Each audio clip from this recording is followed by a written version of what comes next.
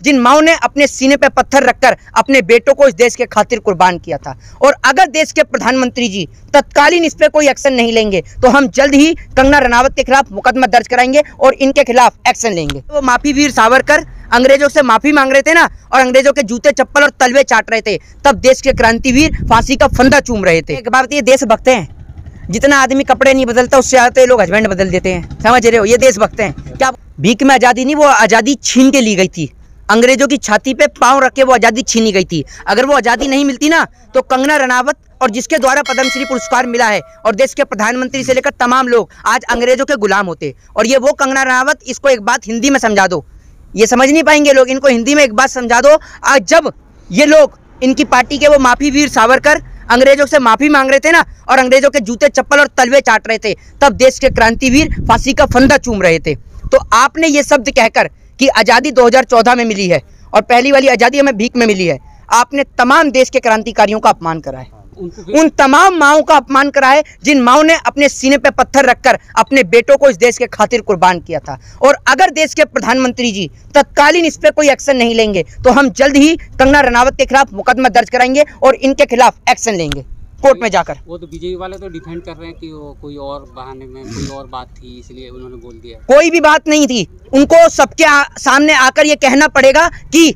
उन्होंने देश के शहीदों का अपमान किया है और वो उनसे दोनों हाथ जोड़ के माफी मांगती हैं। अगर वो माफी नहीं मांगेंगी तो जनता उनसे अपने तरीके से माफी मंगवाएगी, लेकिन जरूर मंगवाएगी। ये देश, ये मुल्क, ये आज़ादी किसी से भीख में नहीं मिली, ये आज़ादी अंग्रेजों से छीनी गई थी। जब हमारी माताओं बहनों की इज्जत और आबरू लूटी जा रही थी ना, उस समय देश के क्रांतिकारियों ने, देश के वीर सपूतों ने अपने प्राणों की आहुति देकर इस देश को, इस मुल्क को आज़ाद कराया। इसलिए आज़ाद नहीं कराया था कि आज देश के उन तमाम शहीदों को आप अपमान करेंगी। आज जो भगत सिंह के परिवार के परिजन हैं, उनके दिल पे क्या बीत रही होगी। आज जो तमाम क्रांतिकारी लोग हैं, राजगुरु सुखदेव चंद्रशेखर आज़ाद, जो उनके जो आज यहाँ पर जो लोग जीवित हैं, वो लोग क्या सोच रहे होंगे कि हमारे बुजुर्गों ने अपना रक्त बहा दिया इस देश के खातिर और इस देश ने उन्हें बदले में क्या दिया। ये सिला दे रहा है ये देश। जैसे मतलब पहले एक बीजेपी के एमपी, उनकी बेटी ने कहा कि ये 99 साल के लीज में भारत मिला है आजादी, और इन्होंने ये कहा, ये क्या लग रहा है, मतलब ऐसा क्यों कर रहे हैं? ये सारे के सारे लोग देश के गद्दार लोग हैं, ये देश के जैतन लोग हैं, ये अंग्रेजों से भी बड़े जहरीले लोग हैं। ये बात आप ये ध्यान रखिए। ये ईस्ट इंडिया पार्ट 2 की सरकार है। ये भाजपा और आरएसएस वाले इस देश से प्रेम नहीं करते, तभी इस तरीके का बयान दे रहे हैं। और आरएसएस तो अपने आप को हिंदूवादी बताती है, आरएसएस तो अपने आप को बहुत वो बताती है ना। आज क्यों नहीं बोल रही जब देश के क्रांतिकारियों का अपमान हुआ है? ये लोग अपने कार्यालय में तिरंगा झंडा नहीं लहराते, ये क्या कहेंगे? आज ये जो हमारे तमाम लोग खड़े हुए हैं, सिख भाई जो लोग खड़े हुए हैं, जिन्हों का एक विशेष योगदान देश की आज़ादी में रहा, महाराणा प्रताप से लेकर ना जाने कितने लोगों ने अपना रक्त बहाया, वीर शिवाजी से लेकर पृथ्वीराज चौहान से लेकर कितने लोगों ने रक्त बहाया अपना इस देश के खातिर, और आपने इस मुल्क के लोगों के लिए 1 मिनट में सब कुछ बर्बाद कर दिया। उन्होंने तो बहुत बड़ा चैनल पे बैठ के कहे, वहाँ का जो एंकर उन्होंने टोका भी नहीं। इस कंगना रनावत की बुद्धि का इलाज कराओ, इसका मेंटल हॉस्पिटल से सर्टिफिकेट दिलवाओ, क्योंकि मेंटल आदमी को कोई कुछ नहीं कह सकता, समझ रहे हैं? तो इसको मेंटल हॉस्पिटल से पुरस्कार से सम्मानित किया जाए और विश्व का सबसे बड़ा बेवकूफ़ होने का इसको खिताब दिया जाए।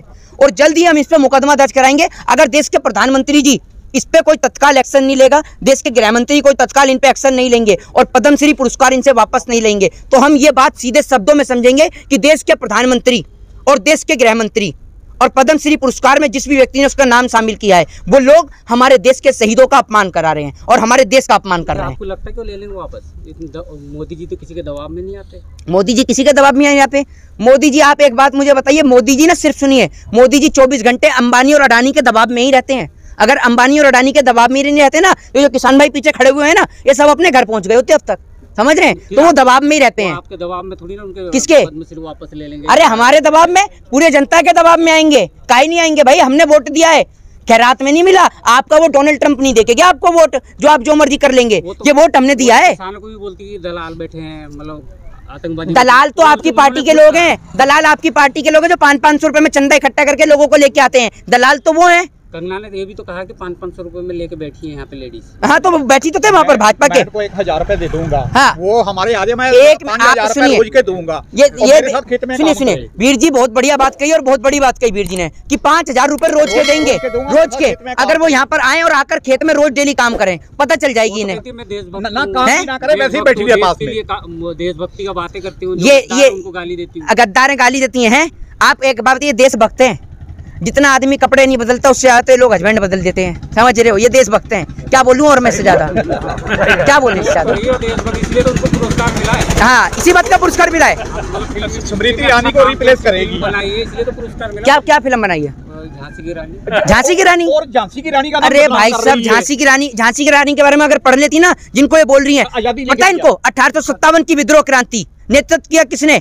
बहादुर शाह जफर ने। किसके में? मंगल पांडे के उसमें, ठीक है। तो 1857 की विद्रोह क्रांति पढ़ लें। और रानी लक्ष्मीबाई को ये रोल कर रही हैं। रानी लक्ष्मीबाई को भी इन्होंने एक तरीके से देशद्रोही साबित कर दिया। फिर तो जब इन्होंने कह दिया कि आज़ादी तो 2014 के बाद मिली है, वो तो भीख में मिली थी। तो एक और आप रानी लक्ष्मीबाई का किरदार निभाती हैं, दूसरी ओर रानी लक्ष्मीबाई के बारे में नहीं जानती कि उन्होंने अपने बेटे को पीठ पे बांध के हैं। ये भाजपा ने मुझे लगता है कुछ पैसा ज्यादा दे दिया होगा, और जिस पैसे के चलते इनकी जबान चल गई। ये सेल वाले सेलिब्रिटी नहीं, ये सी वाले एक तो होते हैं सेलिब्रिटी जो सी वाले होते हैं, ये एस वाले सेलिब्रिटी हैं, सेल वाले, पैसे वाले सेलिब्रिटी। जहां मिला ज्यादा पैसा वहीं आ जाते हैं लोग। वो तो अभी गई थी ना वहाँ पे सावरकर के, वहाँ पे जकाल कोठरी में। अब एक हाँ, सावरकर से एक बात याद आई। अब ये कहते हैं सावरकर ने आजादी दिलाई, ठीक है। तो सावरकर ने भीख मांगी थी अंग्रेजों से, हमें आजादी भीख दे दो। सावरकर ने अंग्रेजों से अपनी जिंदगी की भीख मांगी थी, और इसीलिए तो, वरना सावरकर के अंग्रेजों का जीजा या फूफा लगता था जो उसको पेंशन मिलती थी, और किसी को तो नहीं देते थे अंग्रेज पेंशन। 60 रुपए महीना पेंशन मिलती थी, और किसी को तो नहीं मिली। सावरकर जो है महान है, यहाँ पे गांधी जी से भी महान है। हाँ, तो सावरकर भी महान है और आप भी महान है। सावरकर ने अंग्रेजों से माफी मांगी, और आप नरेंद्र मोदी जी के आगे माफी मांगती हैं। गांधी के कहने पे माफी मांगी, गांधी के कहने पे माफी मांगी। भैया वाह, सुनिए, अरे सुनिए, गांधी के कहने पे माफी मांगी। आप उनको देख लीजिए, भगत सिंह राजगुरु, क्या पढ़ा आपने भगत सिंह के बारे में? भगत सिंह चाहते तो फांसी के फंदे से बच सकते थे, लेकिन भगत सिंह ने कहा कि अगर भगत सिंह शहीद होगा तो इस देश में इनकलाब आएगा, और इनकलाब कभी नहीं रुकेगा, और वो इनकलाब आज भी जीवित है। भगत सिंह अगर माफी नहीं मांगी, भगत सिंह ने असेंबली में बम दागा तो इस देश के लोगों को जगाने के लिए, किसी को चोट पहुंचाने के लिए नहीं, और जिस कारण भगत सिंह को गिरफ्तार भी किया था, ठीक है ना। तो ये लोग तो माफी भी सावरकर के चेले हैं। ये लोग इस देश के अंदर इस देश का अपमान करने वालों के चेले हैं। ये लोग इस देश में आरएसएस वालों की भक्ति करने वाले लोग हैं। इतने बड़े बयान दे रही है तो बीजेपी वाले उनका डिफेंड कर रहे, कोई कार्रवाई नहीं कर रहे। क्यों करेंगे कार्रवाई?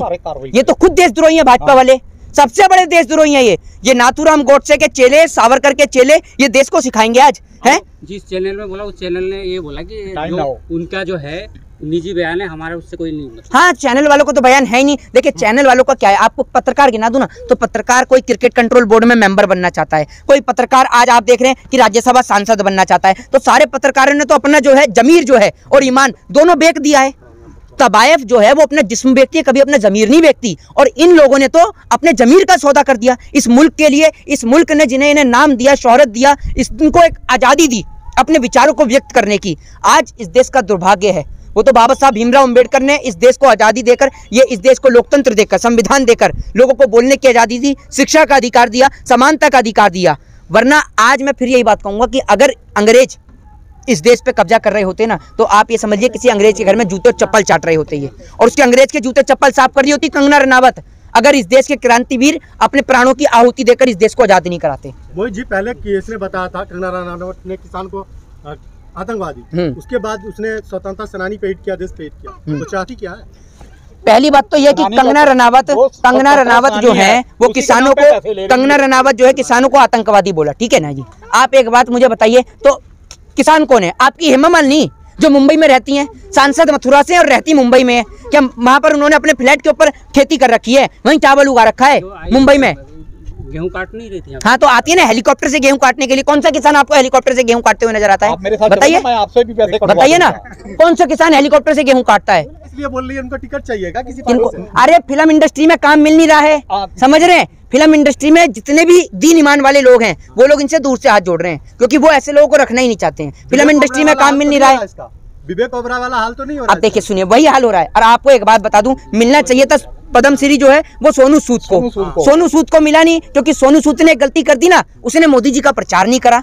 अगर वो मोदी जी का प्रचार कर देता कि ये सारा काम मोदी जी के नेतृत्व में कराया जा रहा है, तो सोनू सूद को पुरस्कार मिलता। लेकिन सोनू सूद ने मोदी जी की दलाली स्वीकार नहीं करी, तो उसको मोदी सरकार ने बदले में दी है जांच, ठीक है ना, एजेंसियों की जांच।